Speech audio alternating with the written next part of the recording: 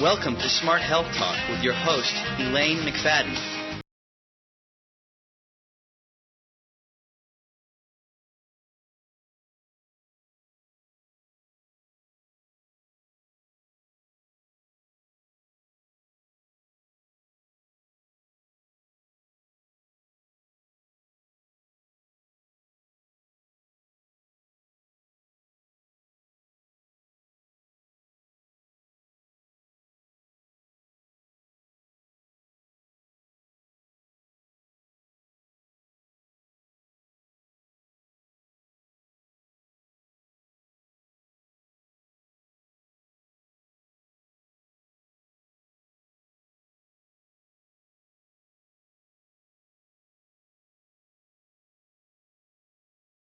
This stuff. Yeah, we're really struggling to figure out how our bodies are really struggling to figure out how to cope with all these toxic chemicals that we're exposed to today. It's just insane. When you look at even today versus 100 years ago, just so many novel chemicals that are out there that How the many body doesn't chemicals know are how we to deal actually with. eating Oh today? gosh, I know. It's amazing. You have to eat your foods as minimally processed as possible. Buy them, whole, cook them yourselves, and use absolutely top-notch ingredients. I mean, that's what we do. It costs you more money, but in the end, you're going to save money because you don't get cancer or heart failure. The diseases you don't get will save you a lot of money if you eat wholesome, organic food. It's Yeah, let's really give my some people take-home some message. tips on how to heal, like hopefully they've listened to your all of your wisdom, and they're we finally got them thinking, maybe I should really, get this Roundup and glyphosate and pesticides out of my life.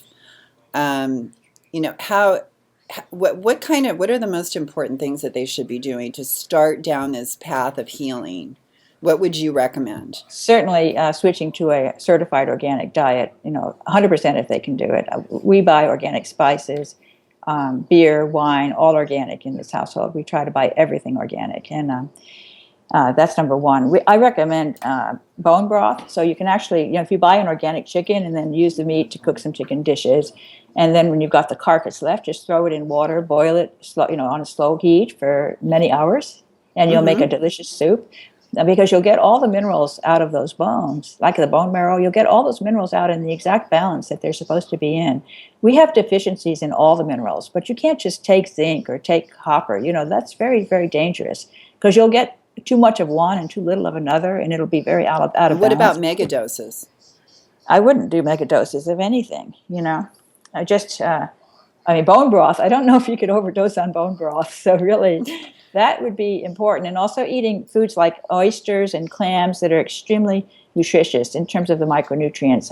And egg yolk, eggs, organic eggs, I seafood. never bought into egg yolks were bad, Dr. Seneff. I mean, I, I was like, what are you guys talking about? The egg is perfect. It has everything it's in that and all the choline and all the great things that are in the egg yolk. It has so many nutrients and a lot of minerals too, the zinc and the iron. A lot of great stuff in the egg yolk, and it's just crazy. I know when I They first finally came out with, the oh, meat, well, maybe it's not so bad, I right?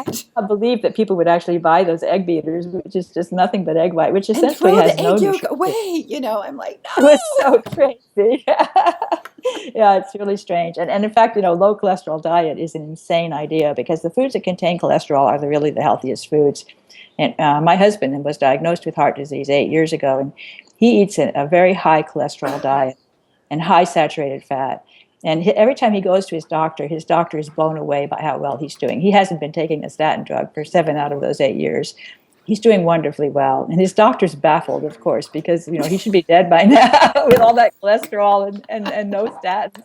And Wait a he's minute. They didn't teach me this in medical school. Oh, they don't even really teach nutrition in medical school. That's right.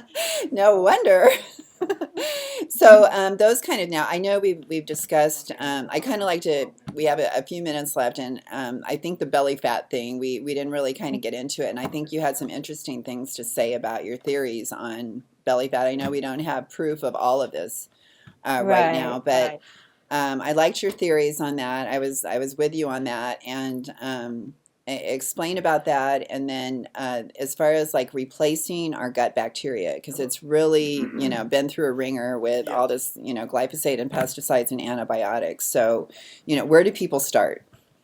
Yes. Well, so the belly fat, I think, is protective.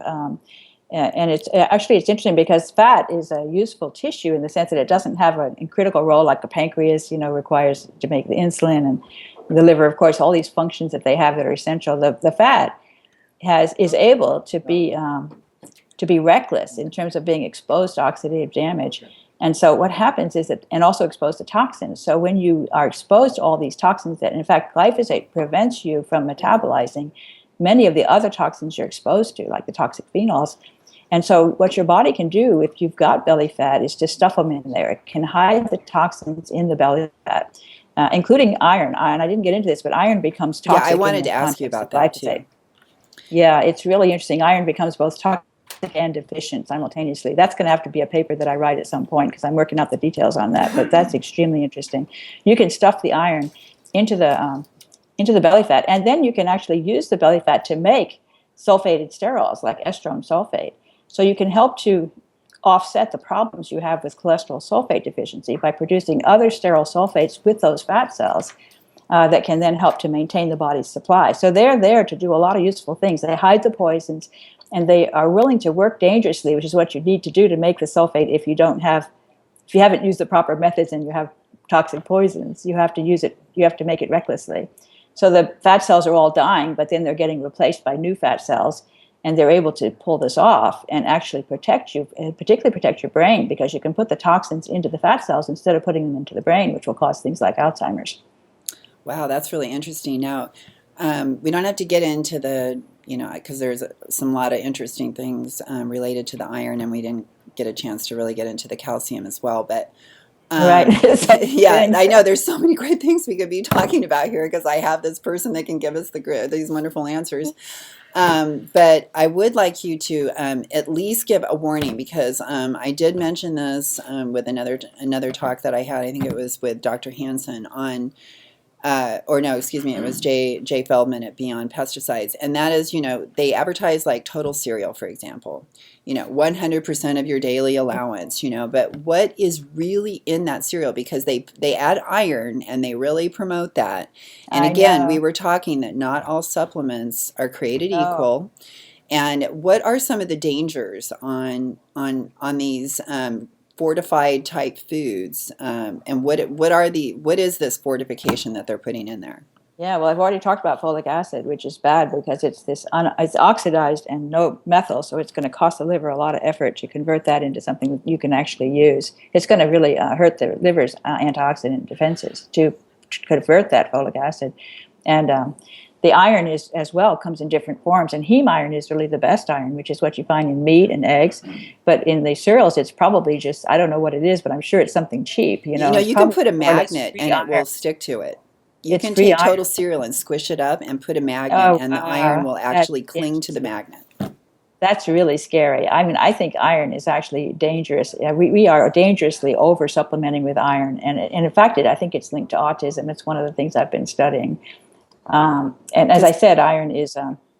Yeah, I agree about the heme iron. Of course. And that's from animal products. But for people that are vegetarian or vegan, they have to. They have a problem actually, and they definitely need to go organic because when you start wrecking cobalamin, and of course cobalamin is critically tied to iron as well, and you wreck cobalamin and you wreck heme, because glyphosate messes up the heme. In these cytochrome enzymes in the liver and elsewhere. I think glyphosate is horrible for the red blood cells. That's why we have anemia, because the red blood cells are dying. And then the iron is being released from the red blood cells, and the free iron is toxic. So we have a real mess with toxic iron plus anemia in the blood today. It's an epidemic that we face. And feeding us iron is the wrong thing to do. We almost ought to be doing phlebotomy, bloodletting to get rid of. Well, I do have one suggestion that I've learned in the past, and that was if you're eating from good organic soil, that eating a little bit of dirt, not necessarily washing your vegetables all the way, and not being afraid of a little bit of dirt, that you can actually get B12 from the dirt as well.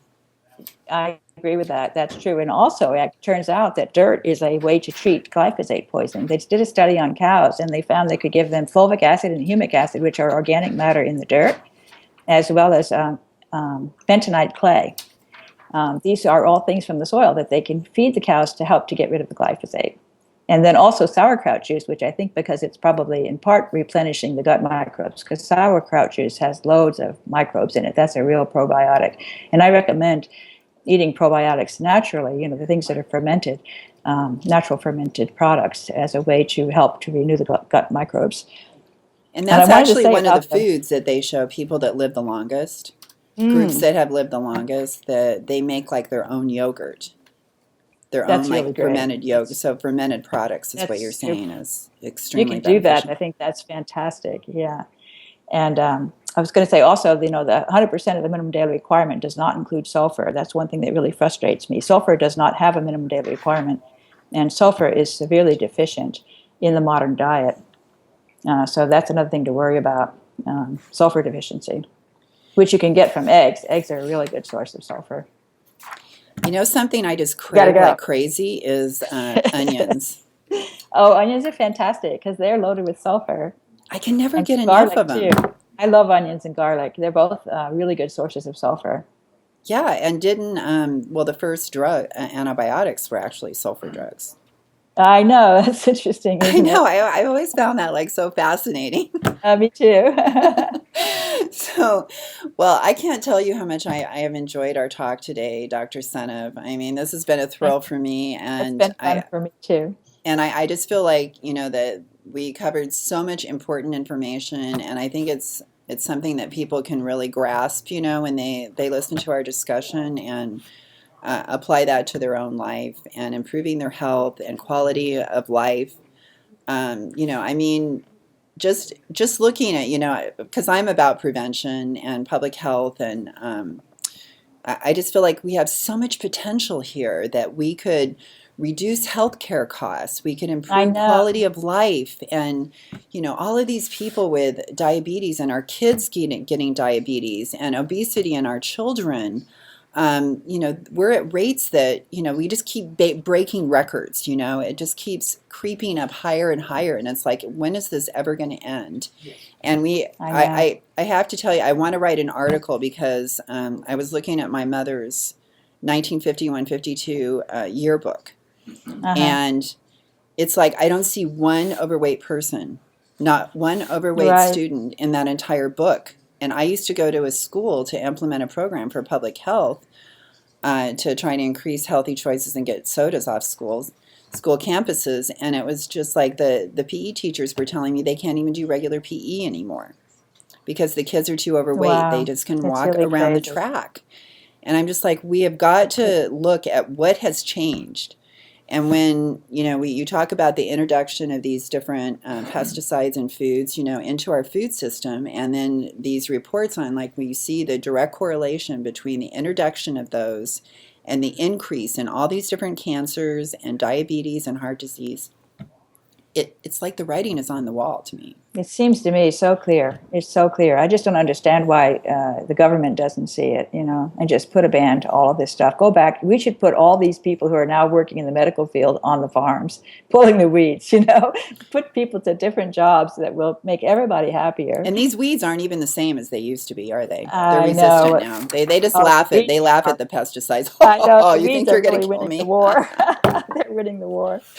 Well, thank you so much, and please continue your work. And I hope you're gonna come back, and we're gonna be able to have another talk, because I got lots of questions for you. There's lots more to talk about. It's an endless topic. Okay, all right. Well, I hope you have a wonderful day and a wonderful holiday.